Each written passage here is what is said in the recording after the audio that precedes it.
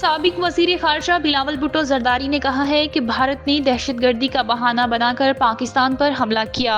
عالمی سطح پر 37 معاہدے مسئلہ کشمیر اور دہشت گردی کا ایشو اٹھا رہے ہیں۔ پاکستان امن کا خواہاں، یورپ GSP+ جاری رکھے اور بھارتی جارحیت روکے۔ بلاول بھٹو کی قیادت میں پاکستانی وفد نے بیلجیم کی وزارت خارجہ کے حکام سے ملاقات کی ہے۔ اس موقع پر میڈیا سے گفتگو کرتے ہوئے بلاول بھٹو نے کہا کہ UN میں دہشت گردی سے متعلق کمیٹیوں کی ذمہ داری پاکستان کو دینا بڑی کامیابی ہے۔ پاکستان کو ٹیررستان کہنے والے بھارت کو UN سے منہ توڑ جواب ملا۔ بلاول بھٹو کی قیادت میں پاکستانی وفد نے بیلجیم فارن افیئر کمیٹی کی وائس چیئر کیٹلن ڈیپروٹر اور chair of Pakistan Belgium parliamentary friendship group Frank بلینجنٹ سمیت سینٹ اور ایوان نمائندگان کے ممبران سے بھی ملاقات کی۔ وفد نے اس بات پر زور دیا کہ پاکستان خطے میں آگے بڑھنے، پائیدار قیام امن اور مسائل کے حل کے لیے جامع مذاکرات کا حامی ہے۔ پاکستان کا وفد یورپی پارلیمنٹ بھی گیا، جہاں انٹرنیشنل ٹریڈ کمپنی کے چیئر ممبر یورپی پارلیمنٹ برنارڈ لانجے سے ملاقات کی۔ بلاول بھٹو زرداری نے کہا کہ ہمیں توقع ہے کہ وہ بھارت پر اس ضمن میں زور دیں گے کہ وہ 37 معاہدے کو معطل کرنے جیسے ماورائے قانون اقدامات سے اجتناب کرے۔